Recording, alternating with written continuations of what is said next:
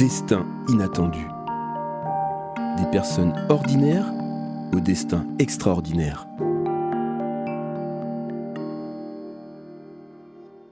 La semaine dernière, Nolwenn Fèvre nous a raconté son histoire, son enfance, et puis ce côté têtu qu'elle avait évidemment en tant que vraie Bretonne. Et on l'a vu passer quelques années à Paris, puis à Rennes. Et en 2011, il se passe des choses. Elle va nous raconter aujourd'hui ce qui s'est passé en 2011. Oui, c'est une année particulière, effectivement, puisque je suis infirmière anesthésiste au CHU de Rennes et en anesthésie pédiatrique. Et comme je l'ai raconté dans l'épisode précédent, j'ai toujours voulu faire ça. Et en fait, j'y arrivais plus.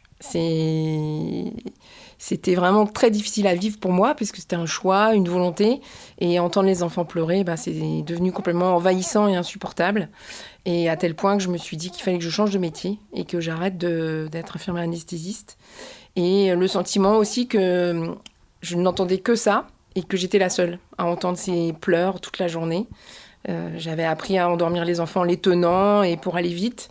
Et j'y arrivais plus. J'avais lu des études sur l'anxiété des enfants qui venaient au bloc opératoire, qui montraient que tout le parcours jusque poser le masque pour les endormir, ce que moi je faisais tous les jours, c'était le moment le plus anxiogène de toute leur hospitalisation. Je me dis, je suis responsable de ça. Et voilà, ça tournait en boucle dans ma tête. J'appréhendais même l'enfant qui allait arriver en me disant, celui-là aussi va pleurer. Comment je vais gérer ça ? Et j'ai reçu un petit garçon, Thomas, qui arrivait avec les pompiers sur une fracture de la jambe, fracture du fémur. Et il hurlait et on était prêts à l'endormir vite, quoi, vraiment pour que ça s'arrête. On avait tous le sentiment qu'il avait très peur ou très mal. Et ce petit garçon, je ne sais pas pourquoi, il m'a regardé droit dans les yeux et il m'a dit « Je ne peux pas dormir sans mon doudou ». Et dans la panique des pompiers, c'était arrivé à l'école, il n'avait pas son doudou. Et moi, j'étais avec mon plateau, avec mes seringues d'anesthésie et je me suis dit « Mais on est vraiment à côté de la plaque. En fait, on est nuls ». Et je me suis sentie nulle. Et je me suis dit, on n'a même pas un doudou pour les enfants. Moi, mes enfants étaient petits. Je connaissais cette importance des doudous. Et je me dis, mais quand même, on n'a pas un doudou. C'est incroyable. Et le soir, en rentrant chez moi, je me rappelle, j'ai dit à mon mari, je vais changer de métier. J'y arrive plus. Avant de lâcher l'affaire, parce que c'était quand même... Ça m'allait pas non plus de me dire...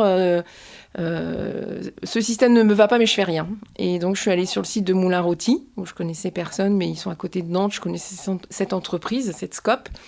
Et j'ai fait contact et j'ai envoyé la bouteille à la mer. Aidez-moi. On n'a pas de doudou pour les enfants à l'hôpital. Et j'ai envoyé le mail, pensant qu'il ne se passerait rien. Et ils m'ont répondu, ils m'ont envoyé un carton de doudou chez moi. C'est des valeurs un petit peu communes à celles que tu as. Oui, tout à fait. Je trouvais que c'est des modèles d'entreprise vraiment aussi vertueux où en fait les salariés sont impliqués dans l'entreprise, il y a du partage. Donc c'est ma sœur habite Nantes et elle avait acheté que des choses Moulin Rôti à mes enfants. Donc voilà, c'est pas un hasard non plus que je leur ai envoyé un mail. Et puis là, j'ai bien fait puisqu'ils ont répondu aussi. La preuve, c'est qu'ils ont entendu ce message. Et de les emmener à l'hôpital et commencer à les distribuer aux enfants, ça a été un premier déclic. De voir leur regard. Il y a un petit garçon qui m'a dit « Tu me donnes ça parce que j'ai été fort ?» Bah oui, clairement. Clairement, tu mérites. T'as été très fort, bravo. Et ils repartaient avec de la fierté, retrouver leurs parents. Et je me dis, ça change déjà un peu les choses. Puis je voyais progressivement que mes collègues, ils venaient chercher un doudou pour le donner aussi. Je me suis dit, tiens, peut-être je suis pas toute seule. Parce que tu en as reçu combien au début Une petite centaine. Après, comment on fait ? On peut plus s'arrêter. Et donc, avec 2 collègues que j'ai embarqués, Claire et Catherine, je leur ai dit, on va créer une asso pour aller chercher des fonds, avoir un compte en banque et puis essayer de trouver des sous avec des labos, avec je sais pas qui, pour financer les doudous pour les enfants en urgence à l'hôpital. Et on a créé l'asso comme ça aussi facilement, d'où le nom, on va l'appeler comment ? Les doudous, les petits doudous, on l'a même appelé les petits doudous de l'hôpital Sud au départ. Voilà, c'était fait. Mais t'es assez incroyable parce qu'on sait quand même, tout le monde le dit, que les infirmières travaillent beaucoup, que c'est difficile ce milieu hospitalier pour vous. Et tu as 2 enfants qui étaient en bas âge, et tu te dis, oh bah tiens, en plus, je vais faire une asso. Oh bah ouais, tiens. En fait, j'avais déjà créé une asso avec mon frère et ma sœur pour organiser des week-ends entre nous et simplifier les comptes de tout le monde. Tout le monde payait à l'asso et on payait au global. Donc, je savais que c'était pas compliqué. La loi 1901 a assez de souplesse. Donc, ça m'a pas fait peur, effectivement, de créer une asso. Et puis, j'étais aussi investie dans l'asso de l'école de mes enfants. Donc, je voyais que ce système associatif, il pouvait être simple et pas très contraignant. Et ça a été la raison de... On a téléchargé les statuts sur Internet et c'était fait, quoi. Ok. Et alors, la première chose à faire pour toi, c'était de trouver des sous, de trouver des financements pour acheter d'autres doudous. C'était ça. Et ça a été le problème. On s'est dit, comment on va faire ça? Et il se trouve qu'en même temps que j'ai créé l'asso, je faisais partie de la commission développement durable de l'hôpital. Oh bah tiens, Voilà. des heures perdues. Voilà. Et en fait, on m'appelait Madame Poubelle parce que je m'énervais contre les déchets hospitaliers. Ah bah oui. Parce que j'avais eu cette notion que les ordures ménagères, ça coûtait à peu près 80 000 euros, les sacs noirs de l'hôpital, 80 euros la tonne pour l'éliminer, et que nos sacs de déchets hospitaliers, ce qu'on appelle les DASRI, déchets d'activité de soins à risque infectieux, ça coûtait 1 000 euros. Donc je me suis dit, l'enjeu financier pour l'hôpital n'est pas le même, et est-ce qu'on trie bien et qu'on ne met pas trop de choses dans ces DASRI? Et j'ai commencé à faire les poubelles et à m'énerver, puisque je voyais bien que tout le monde jetait sans faire attention. Même des gens qui triaient très bien à la maison, les mêmes dans une salle de bloc, on triait plus du tout. Et j'ai optimisé, j'ai essayé de regarder. Et en fouillant ces poubelles, j'ai trouvé des métaux.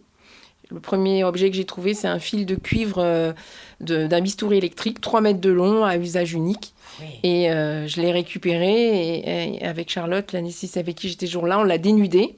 Et je me suis retrouvée avec une petite quantité de cuivre, 10 grammes exactement, d'un fil.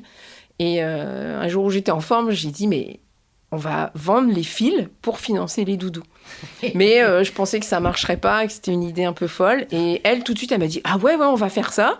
Et elle l'a dit dans la salle à côté, et ça s'est répandu comme une traînée de poudre. Et en 2 jours, je voyais tous les fils qui arrivaient en salle de réveil. On a mis un carton, et c'était parti.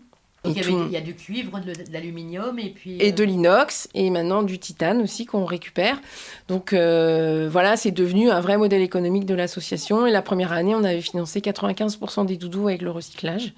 Donc ce qui était vraiment important. Et en plus, qui permettait de faire des économies à l'hôpital. Moins de déchets de ces dasseries.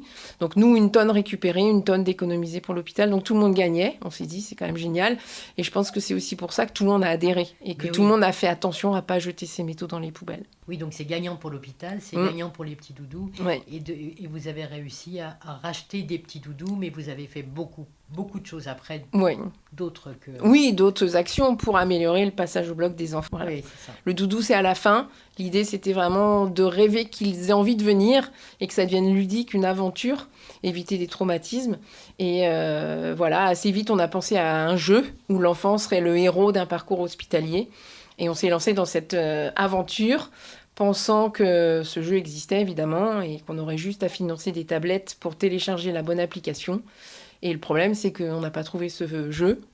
Et à une réunion de l'asso, on était une quinzaine à ce moment-là. L'asso marchait déjà bien, c'était 2013.